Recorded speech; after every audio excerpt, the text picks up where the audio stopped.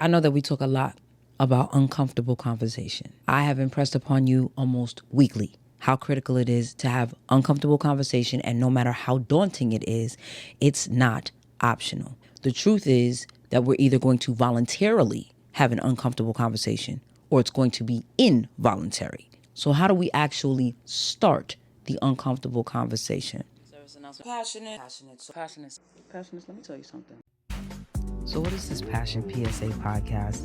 Who am I? Well, they call me Passion, short for passion, no last necessary. Why is there no last name necessary? Because the first name says it all. I am passion and all that embodies. What do I do here? I give you the life coaching that you know you need, but don't enroll yourself in. When did I start? Actually, 2017. I'd leave a PSA on my Instagram regarding something I'd observed, and now we've evolved to this. Why do I do it? Why not? If even one person is able to take away one thing that changes their life, someone else's life, or changes the world for the better, then I've done what I was charged to do. So come on in, sit and listen for a while. There's something here for everyone at the Passion PSA podcast. Greetings and salutations, my beloved Passionates, newcomers, visitors, and guests. Welcome to another episode of the Passion PSA podcast, where I, passion no last necessary, your get you right guru, issue a weekly public service announcement about whatever I've observed or was on my mind. Our lived experiences shape our perspectives and opinions, and our feelings often narrow how we see things. So here at the Passion PSA podcast, we're offering the perspective that you've either never considered or refused to see or hear because your feelings are screaming too loud. The objective is to A, expand your thinking, and B, aid you in becoming a better version of yourself, for yourself, and for others. This is a safe space, but not necessarily a delicate one. What does that mean? It means that most of us want to hear things softly delivered, and I'm not going to always do that. I may not yell, but I don't sugarcoat things either. Black seed oil ain't never tasted good in the history of humanity, and it's still a vital supplement. So I'm going to say it, you process it and feel how you feel, but know the intention is to help you break through your self-imposed agreements and limitations, as well as the ones you've been subjected to all your life. The goal is to get you to higher, more expanded thinking so you can operate as your highest and best self. Knowing that the work can be triggering, our first order of business before we get into any episode is to take a few seconds to make affirmations so that we can intentionally raise the vibration and start on one accord. Let's get on the same frequency. If you're ready, go ahead and take a deep breath. You are always welcome to repeat after me or to use this time to state your own affirmations. I am honest and forthcoming. I am transparent. I am a person of integrity. I am valiant. I am respectful and respectable. I am trustworthy. I am genuine. I walk in my truth. I welcome truth. I handle discomfort with ease. I am safe.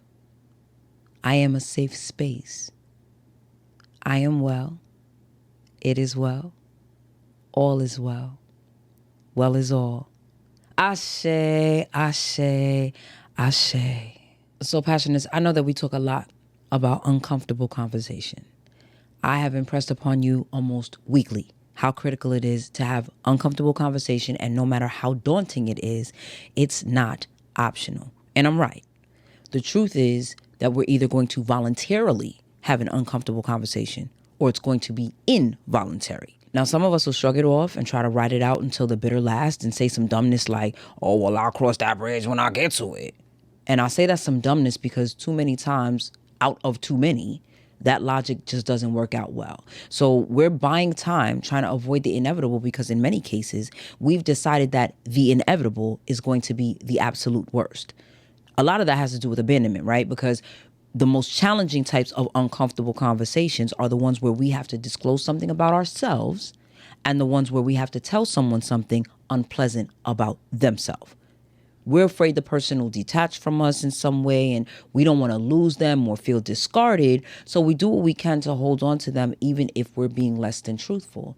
And in other cases, we don't want to be judged, ridiculed, or discussed negatively. So we hide from the truth while claiming to be people of integrity, while demanding respect, while hoping and expecting to be loved, honored, embraced, hoping to never be revealed or exposed, and praying that if we indeed do get a light shown on us, that grace and mercy will be extended to us because we didn't know what else to do when we, in fact, did know what to do. We were just fearful about the outcome. So how do we actually start the uncomfortable conversation? I'll tell you this.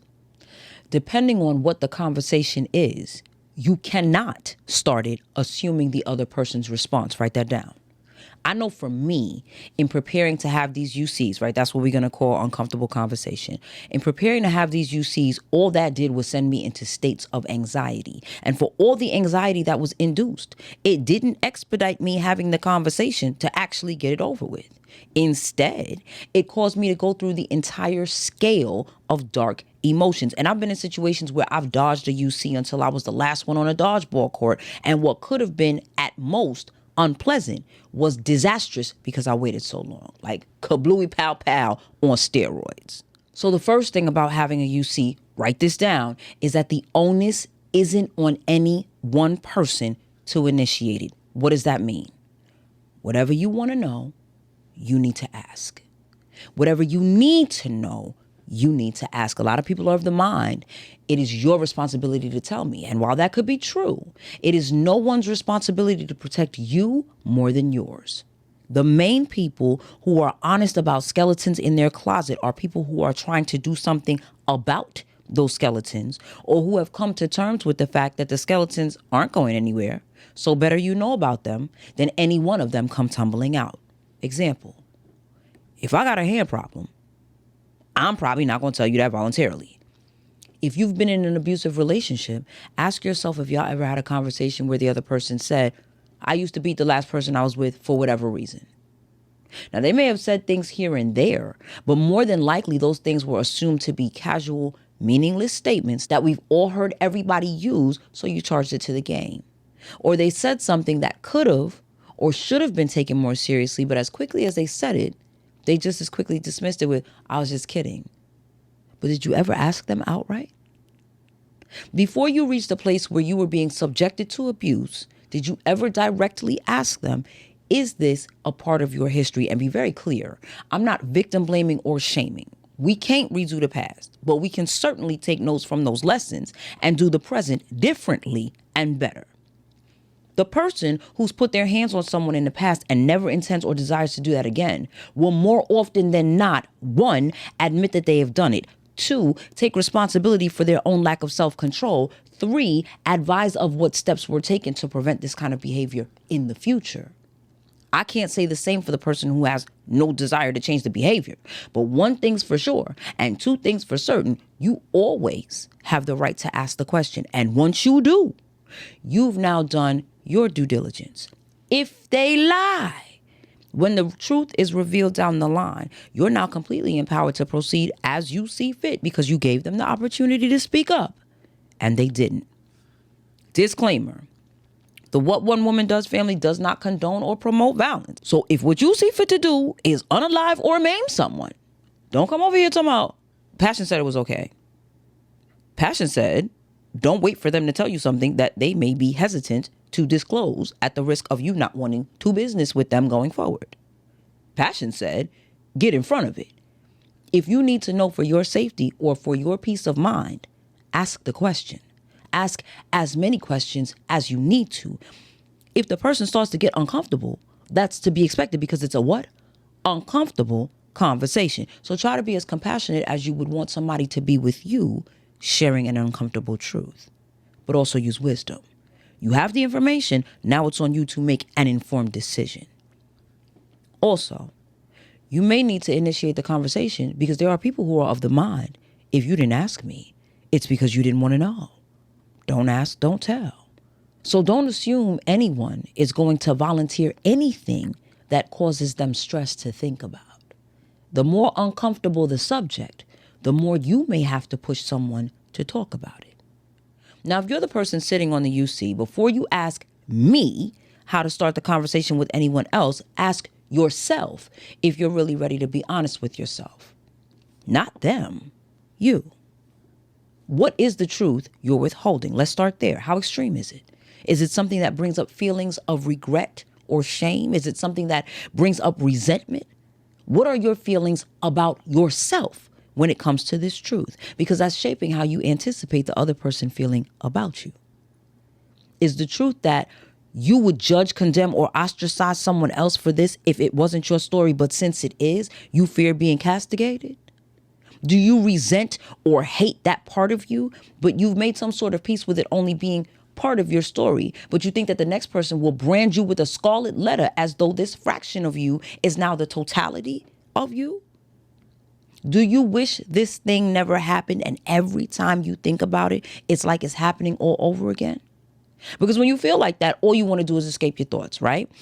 So the idea of opening a door to communication to discuss something you don't even want to think about is absurd and devastating.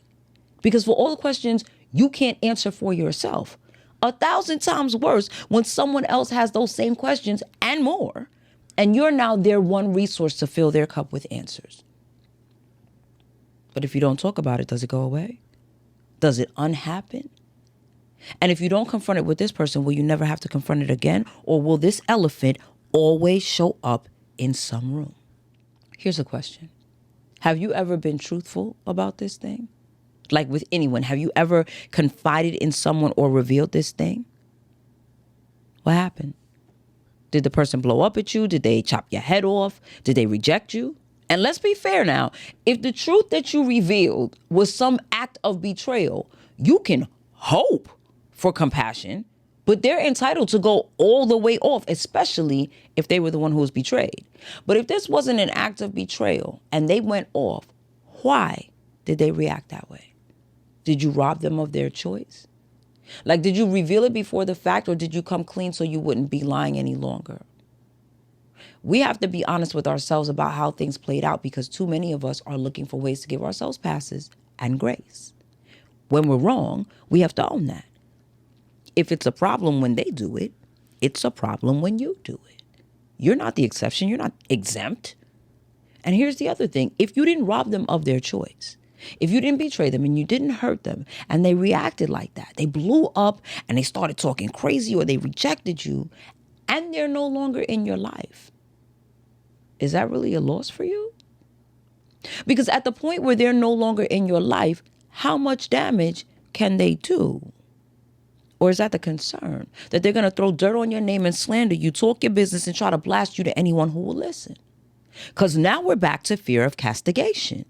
In the meantime, you're still being discussed. You're currently being discussed, whether you know it or not, whether your name specifically is called or not, whether wonderful things are being said or horrific things are being said, you're being discussed. You're coming up in conversation all the time.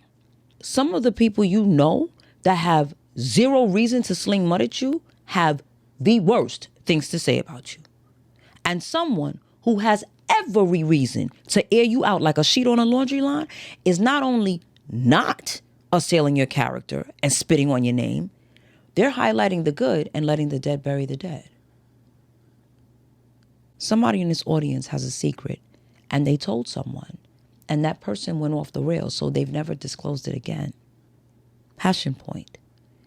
Just because that person was emotionally unintelligent, lacked emotional dexterity, lacked emotional stability, or lacked emotional integrity doesn't mean everyone does. So at the place where you're not choosing to be honest, should the person who possesses all of these qualities find out that you withheld something pertinent from them, it's now more than you not being upfront. You've created a new fracture, because not only does it cause them to question the trust they have for you, you hurt them because you didn't trust them. And on the flip side, one of you passionates let one of your skeletons tumble out the closet, and the person you revealed it to, they took it in stride. Maybe they were stunned, maybe they were saddened, but they didn't toss the baby out with the bathwater. Somebody in this audience is withholding information from you because of how you react, because everything is extreme and chaotic with you, because you jump to conclusions, you hurl accusations, you come up with your own storylines and assign roles to everyone you've imagined is a participant in your fairy tale. You know why people don't tell you they've been diagnosed with something terminal? Because half of y'all be burying a person before they get out the doctor's chair good. So while they're looking into alternative treatments and being hopeful and working through it, you crying like they already gone. Some of y'all insert yourself in ways that don't serve anybody. That goes back to what we discussed last week. Instead of asking how you can be of support, you assume a position and then get in your bag if it's not well received when that wasn't what they needed or wanted from you. But passion, the range on this is broad. There are different kinds of uncomfortable conversations. Like, different secrets have different reasons for being a secret. And you're right. You could have a phobia that you've never shared because you just didn't want to be laughed at. It could be that you don't want to hurt their feelings, but their content is whack, like we talked about last week. Or they got the dragon and all the gum in the world won't slay it. Or them smell frozen, I need to go be it. Or it could be way bigger. It could be a malady, be it life-altering, life-threatening, or life-ending. At some point, it has to be addressed. So whose feelings are you trying to protect? Yours or theirs? I've been in the situation where I didn't want to tell my friend that I didn't like a work they'd released at all. I hated it. But they were working on something similar, and I also didn't want to participate in round 2. So I bit the bullet, and I was like, hey, friend, I didn't like that. Like, I supported it because I support you, but yeah, nah. And you know what? You know how that went? They said, I know. They shared what they were dissatisfied with their own project, and then we moved on. I told another friend about something very correctable. I told them very discreetly, and they were very upset with me because they were embarrassed. I've had incredibly heavier conversation that riddled me with anxiety for extended periods, all for it to climax in, wow. Okay, I'm glad you told me. And that was it. Does having uncomfortable conversation get easier? That depends on you. If you keep getting in the car every time anxiety, doubt, and fear pull up and offer you a ride, you'll struggle every time. You don't know what anyone's response will be. The person you think will take it well may lose it. The person you think will lose it may have already had a download in their spirit and were just patiently waiting for you to say something. Instead of trying to anticipate someone's response, be honest with yourself about how you feel about whatever you need to share. If they don't respond poorly, will that be a relief, or will that cause another set of questions to arise in you? If they do respond poorly, are you going to remove yourself from the relationship, or are you going to give them room for processing what they just received? But passion, isn't that still trying to anticipate their response? No, it's deciding your response. Here's another example. If your unspoken thing is that you unalived someone, it's not to try to gauge whether this person will disclose this to the authorities or if they're going to try to unalive you. That's trying to anticipate their response to determine if you're going to disclose this information.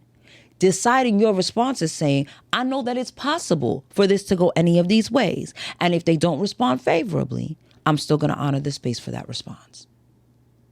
Not passionate. I'm not crazy, okay? I don't expect you to watch this episode and then go start making announcements from the top of the Empire State Building. This episode was inspired by the fact that I've been wrestling with an uncomfortable conversation for a while. Spirit is like, the floor is yours, speak up. Anxiety, doubt, and fear immediately drive up and be like, take a ride with us right quick, though. And while Spirit is saying, this is a safe step to take, the homies over here like, yeah, but safe how? Like, because saying something could very well end up in a Big Sean moment like, I don't with you. You look at, I'm with you. And that doesn't feel safe in the moment. It feels hurtful and crushing. Until you realize them disengaging from you now could be saving you from catastrophe that's just up ahead. We've been through some craziness, right? We've been hurt and disappointed and sometimes even disrespected. And a lot of us survived it. Some didn't. That's a real thing. But me and you, we're still here, and that still counts. And waking up and thanking God for another opportunity to get it right while intentionally avoiding the opportunity to get it right is oxymoronic, no? So again, how do we start the conversation? Let's just run back over these passion points and clear out. First, have a conversation with yourself. Ask yourself why you're hesitant to have the conversation in the first place. Ask yourself who you're protecting by withholding this information. If you're protecting your feelings or your pride, you are selfish. Yes, that's direct and it sounds harsh, but that's okay. Because if whatever it is comes out later, or should I say when it comes out, because what did Maddie teach us? Whatever doesn't come out in the wash will come out in the rinse. When it comes out and they find out that you didn't speak up because you were afraid of what they would say to or about you, selfishness and cowardice are amongst the onslaught of adjectives that will be hurled at you. So I'm just getting you ready. If you think you're protecting their feelings, here's the thing. Even if they appreciate the intentions, they will always feel like I had a right to know. I could give you a wild story time from college, but nah, because that's a whole other kind of podcast. The Cliff Notes version is not, okay, I'm cool with two key players in the story. Key player 1 and I have a conversation that would absolutely devastate key player 2. And of course, key player 2 wants to know what was said. I'm like, man, don't even worry about it. Just leave the whole situation alone. Key player 2 is upset. They go venting to other players about, oh, I'm a bad person, I'm not a good friend, and a host of other things that other players choose not to repeat. Me and key player 2 are together again. I confront the situation. Word on the street is, you've been outside talking crazy. Key player 2 still in their bag, so they like, yeah, because you supposed to be my friend, and you keep it secrets and Ray. I'm trying to reason with them that I'm really operating in their best interest, and they really don't want to know what was said. Key player 2 insists they have a right to know, and they do want to know. So I tell them. And it was pretty earth-shattering for them. But they did have a right to know. So while I was trying to protect their feelings, they were more interested in the truth. Passion point. Do not decide whether someone wants to know or not. Let them decide how they're going to navigate it. And if they say, I didn't need or want to know that, okay. Well, now you do. If they say, well, I don't know what to do with this information, remind them there's nothing they need to do. You disclosed it to them to be transparent. I disclosed this to you to establish trust in you or for you to establish trust in me. That's all.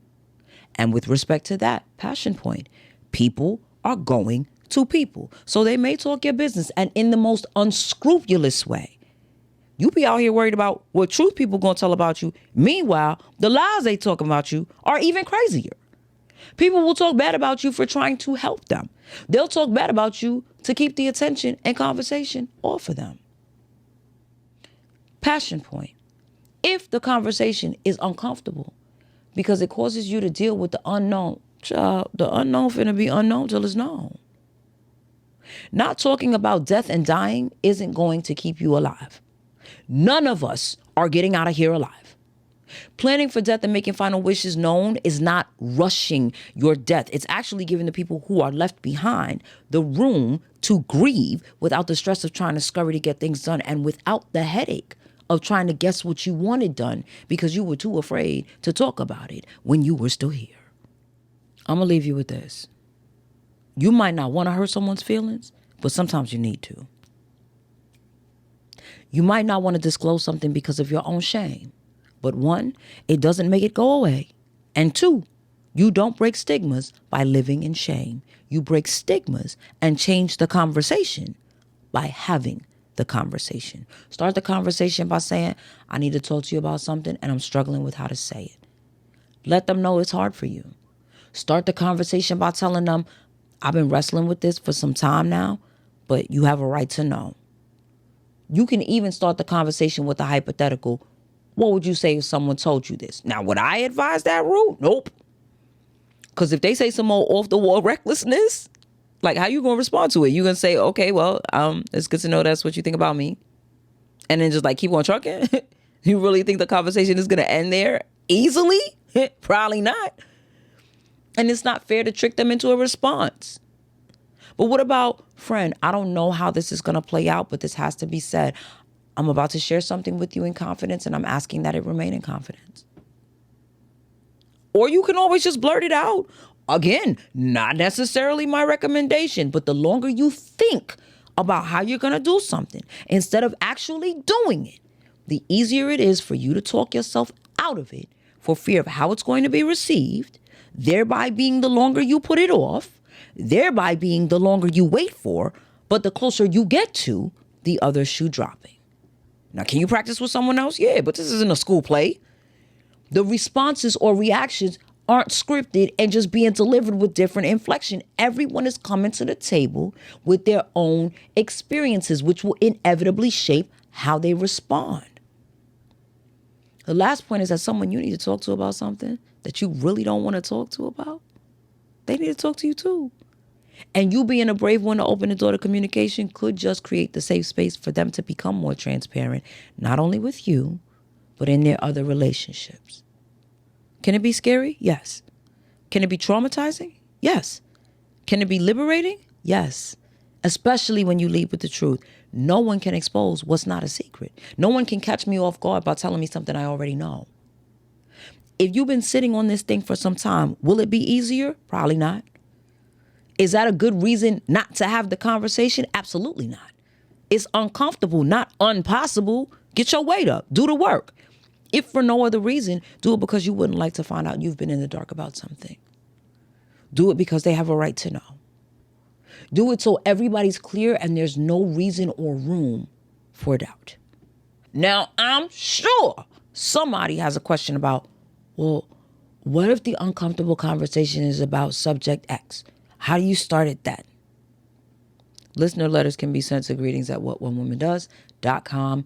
Per my request last week, leave me some feedback in the comment section or just drop some megaphones if you got any kind of value out of this. If you haven't done so, give me a thumbs up, subscribe, turn on your notifications, share this to as many people as you'd like. If you'd like to be a financial contributor, donations can be made via Linktree, Zelle, PayPal, or Podbean. Every little bit helps. It all goes back into the pod. And that's it, and that's all. Passion is you get you right, guru, signing off. Y'all go forth, be great, be filled with bliss, be armed and empowered with knowledge. It may be an uncomfortable conversation to have, but it's not an unnecessary one. So stumble and stutter your way through it.